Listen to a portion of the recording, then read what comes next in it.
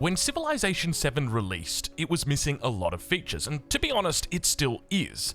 One of the things that I personally really don't like is the color palette of the game, and in this video, I'm going to show you two different things. The first one is how I fixed it, and the second one are all the mods that I use, because by far, when it comes to our Civ 7 Discord, as well as in the YouTube comments, these are the two biggest things I see players talking about. So the game that you're currently seeing, this is not what my game actually looks like. My game actually looks like this.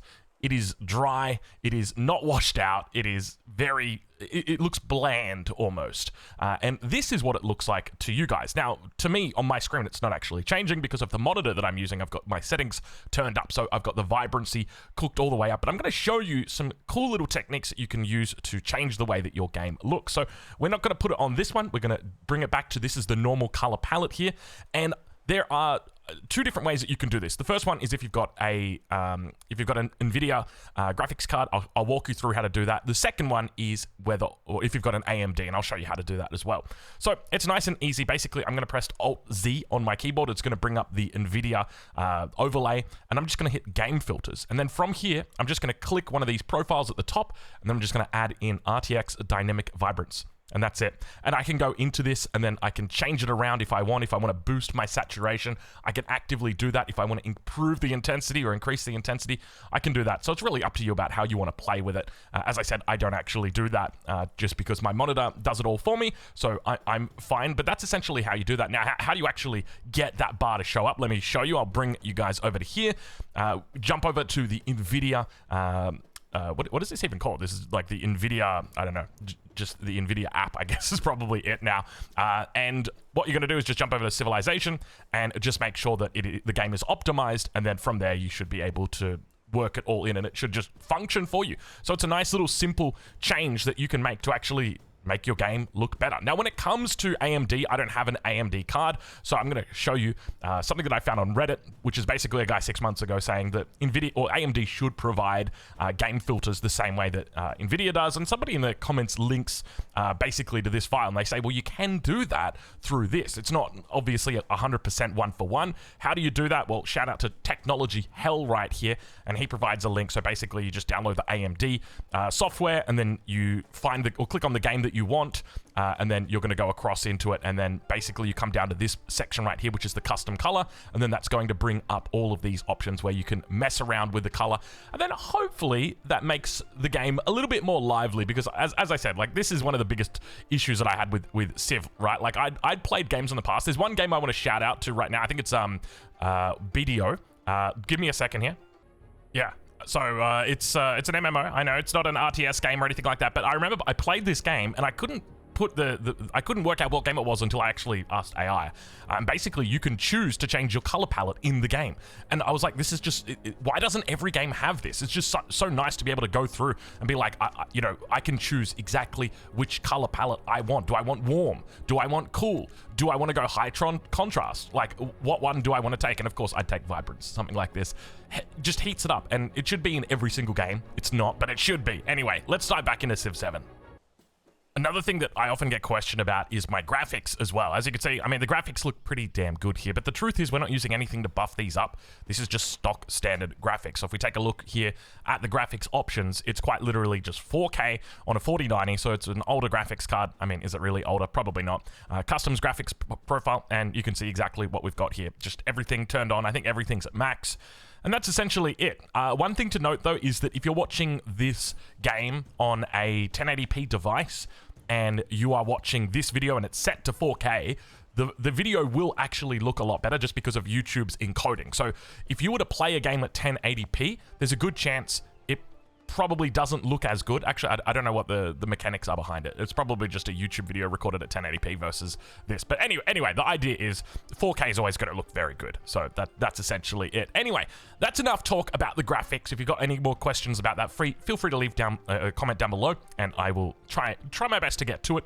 Let's maybe chuck our filter back on as well. Sorry, just give me a sec here. I'm going to do it through OBS just so that you guys can see it. So now let's get into the next component of this, which is talking about mods.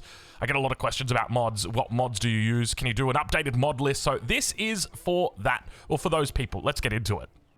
Okay, so the first mod that is absolutely mandatory is the TCS improved mod page. Have a look at how disgusting this is. I don't know how they thought this was okay, but anyway, let's get to it. If we go into, so just going into the main menu, additional content, and then add-ons, this is what it looks like if you don't have this available. So basically, everything is thrown in together. I've got Tonga next to TCS improved plot tooltips and Simon Bolivar up here next to resorts. It's not pretty. So what does it do when you turn it on? Well, let's take a look and see.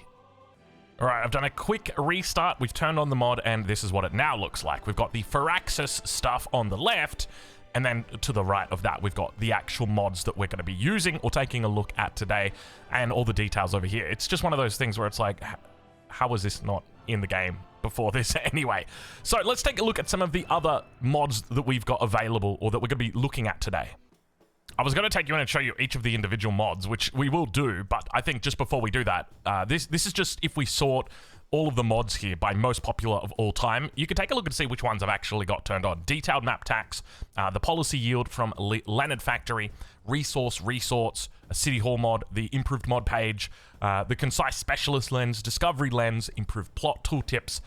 These are the key ones. Ready or Not's another really good one as well. But let's take a look and see what they actually do. So we'll start with detailed map tax. So you would have seen this before, just down here, the ability to put down tax on the map and say, okay, this here looks probably like the spot that we want to put our garden and market, so we can do that. We can throw 2 of them down.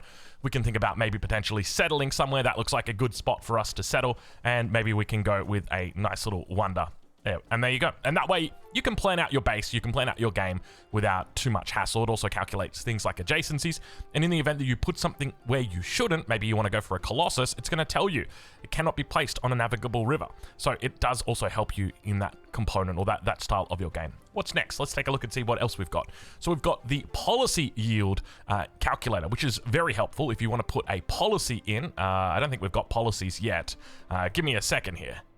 Okay, it's turn 14. You'll have to excuse me for not having the filter on at the moment just because we've got to Alt-Tab into the mod menu.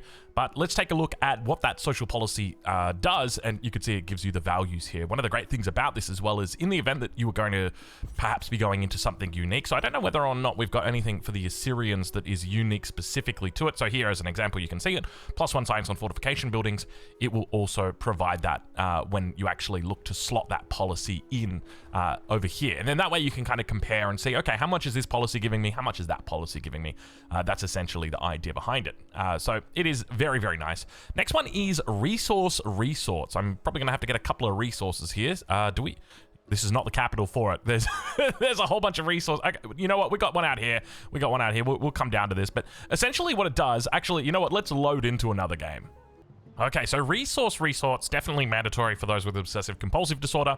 It basically just makes your resources look prettier, puts them all in a specific order, because one of the issues that Civ 7's got is that the resources will literally just be like, you'll have a jade here, and then it will be a mango, and then it will be a silk, then it'll be like 3 crabs, and then another jade, and you're like, why is it like that? I don't know.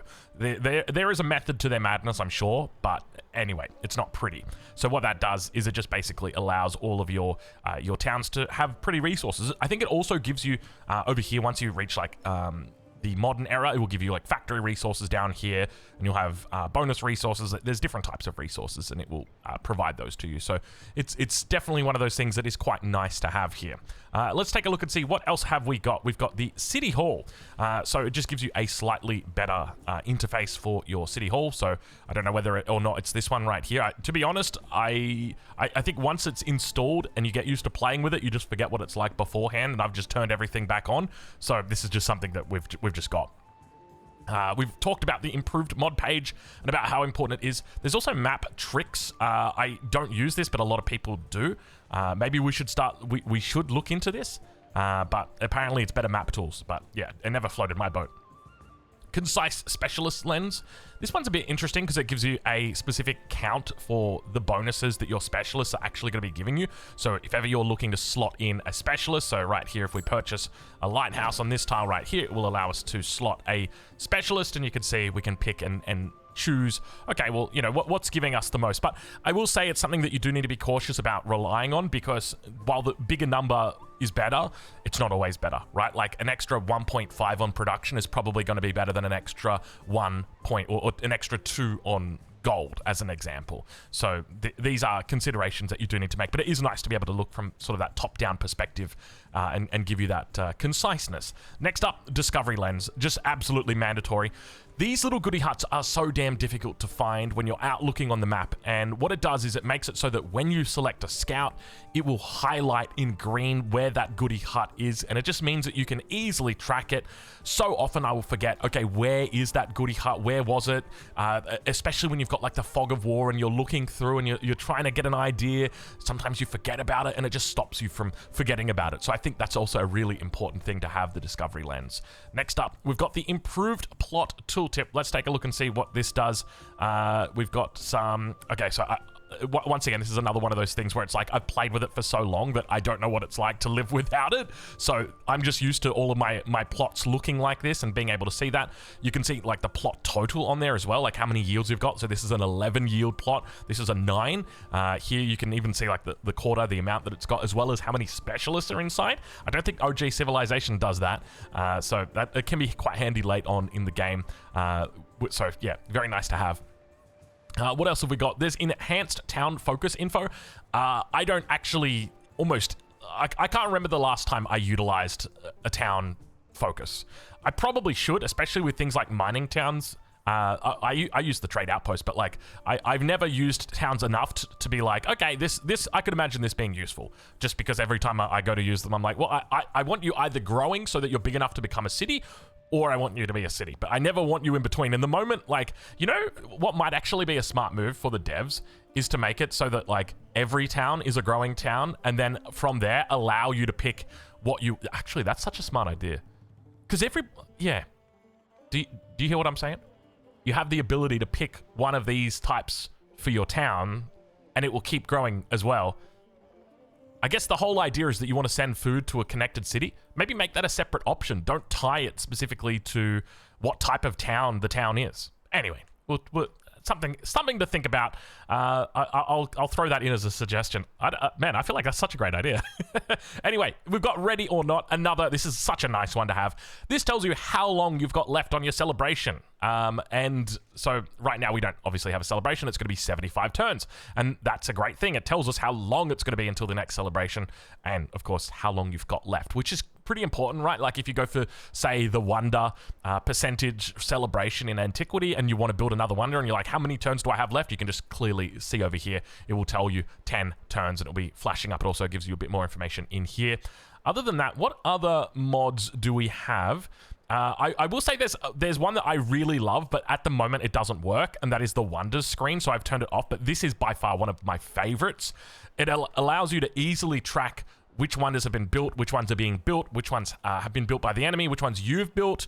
So it allows that, but at the moment it hasn't been updated by the creator. So don't go and harass them.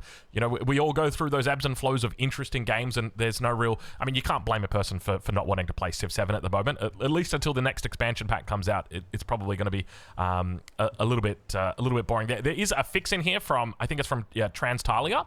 So she has gone ahead and posted some sort of fix. But again, you got to download a Google Drive link, and you know how I feel about that kind of stuff. I'm not particularly excited about downloading Google Drive links. Other than that, what other mods have we got here?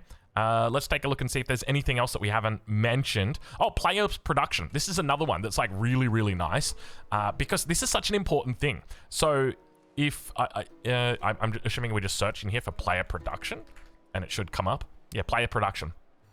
So it literally just puts the production of the player on the ribbons.